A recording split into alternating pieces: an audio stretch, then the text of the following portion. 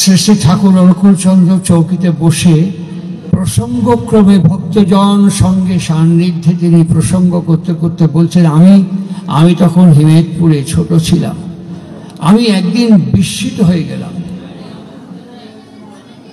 এক ভক্ত জিজ্ঞেস করলেন কেন? তিনি বললেন, বিস্মিত হলাম, আমার সঙ্গে খেলতো, আমার বন্ধু ছিল, ওর নাম ছিল পুটি, একসাথে খেলতাম। হঠাৎ শুনে কি পুটির শালা বিয়ে হয়ে গেছে। শালাই কিনি, আমার বিয়ে হলো না, পুটির বিয়ে হয়ে গেল। শালা খুঁজেই পাই না, উত্তর খুঁজেই পাই না। বেশ কিছুদিন বাদে একদিন আমি দেখি কাশীপুরের মাঠের পর দিয়ে পুটি হাঁটে হাঁটে যাচ্ছে, আর পুটির কোলে একটা কি। আমি পুটির বহুদিন পরে দেখলাম, তো বিয়ে হওয়ার পরে আমি চিৎকার করে ডাক দিয়ে গেলাম, হ্যাঁ পুটি। পুটি থেমে গেল। পুটির কাছে গিয়ে আমি বলছি, কি তোর কোলে কি? পুটিতে লজ্জা পায় করলো কি, আমার মেয়ে। আমি বিস্মিত হলাম, অবাক হলাম। আমি বললাম, তোর মেয়ে? বলে হ্যাঁ। কনে হয়েছে? পুটির লজ্জায় পেট দেখায় করলো কি, এইখানে হয়েছে। আমি শালা আমার পেটে হাত বুড়ায় দেখি, আমার পেটে তো মেয়ে হলো না, পুটির পেটে মেয়ে হলো কেন? শালা একসাথে তো খেলতাম, একসাথে তো বড় হয়েছি, আমার বন্ধু তো, ওর পেটে মেয়ে হলো, শালা আমার পেটে মেয়ে হলো না কেন? এই উত্তর আমি খুঁজে পাই না। বেশ কিছুদিন বাদে আবার পুটির সঙ্গে দেখা, আবার ঠিক চিৎকার করে ডাকলাম, এই পুটি। দেখি ওই মেয়ের হাত ধরে ধরে পুটি হাঁটতেছে, পুটির কোলে আর একখান কি। তাহলে এটা আবার কি রে? বলে কি, এটা আমার ছাওয়াল। তোর ছাওয়াল? আগের তো মেয়ে ছিল। বলে হ্যাঁ, এটা আমার ছাওয়াল হয়েছে। কনে হলো? বলে এখানেই হয়েছে, এই পেটেই হয়েছে। শালা আরো অবাক হয়ে গেলাম। শালা একই পেটে মেয়েও হয়, একই পেটে ছেলেও হয়। এই ভাবতে ভাবতেই পুটি আমার কাছ থেকে হারায় গেল। ওইখানে আমার মা মনমোহিনীর মুখটা পুটির মুখের মধ্যে ফুটে উঠল। আমি বললাম, কি পুটি, তুই দাঁড়া, তুই একটু দাঁড়া, আমি তোকে একটা পেন্নাম করি। পুটি বলে কি, তুই আমার পেন্নাম করবি? দাঁড়া একটা পেন্নাম করি। আমার সামনে পুটির জায়গায় আমার মার মুখ ভেসে উঠলো।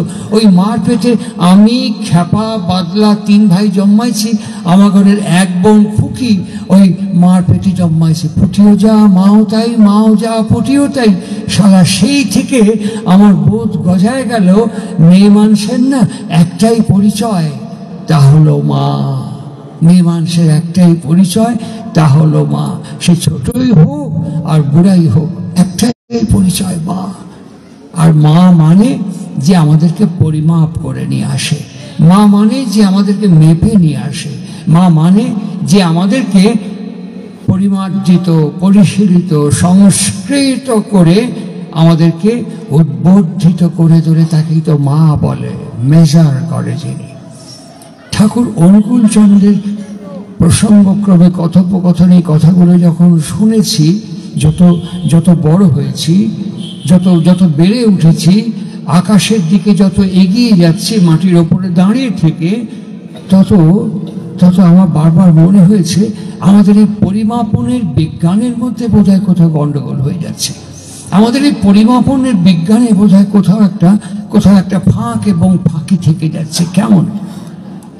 কেমন আপনারা তো এই বাংলাদেশে দেখেছি অসম্ভব বই পড়া মানুষ। আমার এক সময় গর্ব হয়, আমরা শুনেছি অনেক মনীষীবৃন্দের মুখে, বাংলা জাগলে ভারত জাগবে। সেটা আমাদের পশ্চিমবঙ্গ নয়, আমার বারবার মনে হয়েছে সেটা এই বঙ্গ, এই বাংলা। এই বাংলার ভেতরে এত সংস্কৃতি প্রবণতা, এত আতিথেয়তা, এত আন্তরিকতা, এত ভালোবাসা, এত সংবেদনশীল সহানুভবতা। আমার বারবার মনে হয়েছে এই বাংলা যদি ঠিক জেগে ওঠে, তাহলে বিশ্ব জাগা খুব অসম্ভব নয়। আমরা এখনো বিশ্বের মধ্যে বাংলা ভাষায় কথা বলি, আমরা বাঙালি। এই বাংলাদেশ সেই স্বাধিকারটা গোটা বিশ্বের বাঙালির কাছে দান করেছে। একমাত্র বাংলাদেশ দান করেছে যে আমরা বাঙালি এবং বাংলা ভাষায় কথা বলি সমস্ত বিশ্বের কাছে। অনারেবল প্রাইম মিনিস্টার, তিনি বাংলা ভাষায় দিল্লিতে আমার দেশের honourable prime minister mister Narendra মোদীর সাথে কথা বলছেন দিল্লির লালকেল্লা ময়দানে দাঁড়িয়ে। তাকে যখন গার্ড অফ অনার দেওয়া হলো, তিনি পরিষ্কার বাংলা ভাষায় বললেন, প্রথমে 2 লাইন হিন্দি বলেছিলেন, বলেছিলেন দিল্লিতে আমি ছিলাম, আমি হিন্দি জানি, কিন্তু আমি বাংলায় কথা বলবো। গর্বে আনন্দে, আমি টেলিভিশনে দেখেছি, গর্বে আনন্দে অহংকারে আমার বুক ভরে উঠেছে। আমি স্যালুট করেছি, কর্নিশ করেছি যে বাংলা ভাষার স্বাধিকার বাংলাদেশ বিশ্বের কাছে তুলে ধরেছে।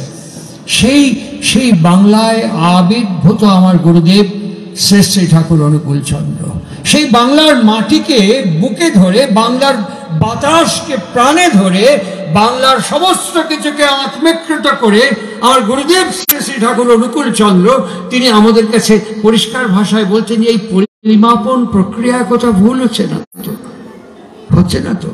কেমন? বাংলার মানুষ খুব সাহিত্য চর্চা করেন, বাংলার মানুষ খুব পঠন পাঠনশীল। আপনারা নিশ্চয়ই, আমি তার নাম বললে এক বাক্যে চিনবেন, সঞ্জীব চট্টোপাধ্যায়, অন্যতম সাহিত্যিক, অন্যতম কথাশিল্পী সঞ্জীব চট্টোপাধ্যায় নাম বললে এক বাক্যে বাংলার মানুষ চিনবে। আমি এই বাংলাদেশে বহুবার আমাদের বাংলা ভাষার প্রবাদ প্রতিম কথাশিল্পী শীর্ষেন্দু মুখোপাধ্যায়, তাকে অনেকেই চেনেন। শীর্ষেন্দু মুখোপাধ্যায়ের সাথে আমি বহুবার এসেছি, বাংলাদেশে একসাথে বহুবার এসেছি। আরও একজন বিখ্যাত কথা সাহিত্যিক সঞ্জীব চট্টোপাধ্যায়, তিনি প্রসঙ্গক্রমে একটি অনুষ্ঠানে আমরা গিয়েছিলাম, সেই অনুষ্ঠানে প্রসঙ্গক্রমে তিনি কথা বলছিলেন, যেমন আমি আমার আত্মীয়বর্গের সাথে কথা বলছি, উনিও একটি সম্মেলনে কথা বলছিলেন।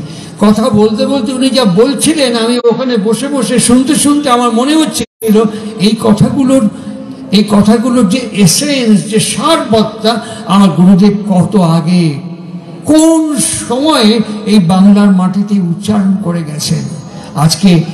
আজকে সাহিত্য জীবন থেকে যে সৃজিত হয়, উদ্ভূত হয়, আজকে সাহিত্য শাব্দিক কল্পনায় মানুষকে সচেতন করার জন্য পরিবেশন করছেন। কি সে কথা চিত্র আমি বলি, আপনারা শুনুন।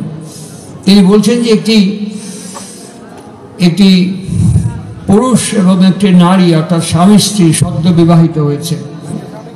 বিবাহিত হওয়ার পর বাইরে দেখবেন পুরুষ মানুষ সবচেয়ে বেশি রাগ, হম্বিতম্বি, চেঁচামেচি কার ওপর করে বলুন তো? দুজনের উপরে। একটা হচ্ছে তার গর্ভধারিণী জননী মা, আরেকটি হচ্ছে তার অর্ধাঙ্গিনী সহধর্মিণী স্ত্রী। এই দুজনের উপরে খুব চোপা করে, খুব হম্বিতম্বি করে, খুব চেঁচামেচি রাগারাগি করে দুজনের উপরে। আর বিশেষ কারোর ওপর করে না, বাবার সাথেও ওরকম করে না, আর ভাইদের সাথে ওরকম করে না। ছোটবেলায় মার কাছে আর পরিণত বয়সে তার অর্ধাঙ্গিনীর কাছে বেশি চেঁচামেচি করেন, খুব গলির মতন চোপা ছুটে দিল একেবারে। ওই রকম বাড়িতে যখন ফিরে এসছে, প্রবলেম হয়েছে বাইরে কিছু, বউ খালি জিজ্ঞেস করে এত দেরি হলো কেন? হ্যাঁ, সারাদিন আমরা কাজ করি, সারাদিন আমরা পরিশ্রম করি, ঘরের মধ্যে একটু তাড়াতাড়ি খেয়ে শুনে রাত্রিবেলা বিশ্রাম, আবার তো সেই ভোরবেলা থেকে কাজ করতে হবে। বউ এইটুকু কথা বাড়িতে ঢোকার সঙ্গে সঙ্গে বলেছেন, আমাদের কি বিশ্রামের প্রয়োজন নেই? খেতে দিতে পায় না, ঘুমটুম পায় না, দিনভর খেটে যাচ্ছি সংসারে, একেবারে ভোর থেকে রাত্রি পর্যন্ত, একটু তাড়াতাড়ি আসতে পারো না? এইটুকু কথা যে বলেছে, একদম AK-47 বাম বাম বাম বাম করে চাপিয়ে দিয়েছে, যা একেবারে গুলির মতো বসিয়ে দিয়েছে। পুরুষ মানুষের একটা দিক আছে, যা কিছু মনের কথা খালাস করে দেওয়ার পরে 15 মিনিট পরে আবার শান্ত হয়ে গেল। কিন্তু যেখানে গিয়ে পড়লো, যেখানে যে মনে, যে প্রাণে, যে ভুবনে গিয়ে ওটা পড়লো, সেখানে তো আগুনে ছেঁকা লেগে ফুসকা পড়ে গেল, এতে কোনো অসুবিধা নেই। এবার হাওয়া টাওয়ার পর খেয়ে দিয়ে নিশ্চিন্তে বিছানায় শুয়ে ডান হাত বাড়িয়ে দিয়ে বউকে দেখে, শুনছ? ফুটুক করে একটু সরে গেল, আবার হাতটা বাড়িয়ে কই গো শুনছো? ফুটুক করে একটু সরে গেল। এবার দেয়ালের কাছাকাছি, আরে তোমাকে ডাকছি শুনছো না? যে এরকম হাত ধরে টেনেছে, 180 ডিগ্রি ঘুরে গিয়ে উপর হয়ে কোনোই হাড় ভদ দিয়ে আঙুল তুলতে, মনে নেই কি বলেছিল তখন? ভুলে গেছি সব, মনে নেই কি বলেছিল, মনে নেই কি ব্যাস, বউ তো বলে গেল।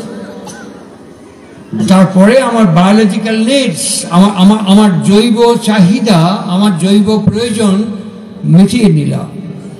আমার শরীর থেকে আমার প্রাণকে আমি প্রথিত করলাম আমার মাটিতে, আমার স্ত্রীর শরীরে। ওই যে রেগে যাওয়া, বিরক্ত হওয়া, ওই যে দুঃখ পাওয়া, কষ্ট পাওয়া, না বোঝা যে মন প্রাণ, এই মন এবং প্রাণ দিয়ে পরিমাপন করছে, মনে নেই কি বলেছিল, মনে নেই কি বলেছিল, মনে নেই কি বলেছিল, এইখান থেকে মেপে নিচ্ছি। এই বিরক্তি, অবজ্ঞা, অশ্রদ্ধা, ঘৃণা, ক্ষোভ, আনসলভ প্রবলেম থেকে আমি পরিমাপন করে নিচ্ছি। এখনকার বিজ্ঞান, এখনকার বায়োলজি, এখনকার বায়োটেকনিশিয়ান, বায়ো ইঞ্জিনিয়ার যারা, তারা কেউ একে ডিসকার্ড এবং ডিফাই করতে পারছেন না। আমি যখন গ্রহণ করলাম, সেই সম্পত্তি যখন বড় হয়ে উঠল, সেই গাছ যখন বেড়ে উঠল, তখন আমার পক্ষে, আপনার পক্ষে, সমস্ত পরিবেশ, সমাজ, রাষ্ট্রের পক্ষে কেমন ফল প্রসব করবে, এর কি টিকা ভাষ্য প্রয়োজন আছে? না লিখতে হবে টিকা নিষ্প্রয়োজন, that question does not arise at all, এই তো আমরা বলবো। সুতরাং এই বিজ্ঞানকে যদি আমরা অবিশ্বাস করি, ইগনোরেন্স আমাদেরকে ছেড়ে দেবে।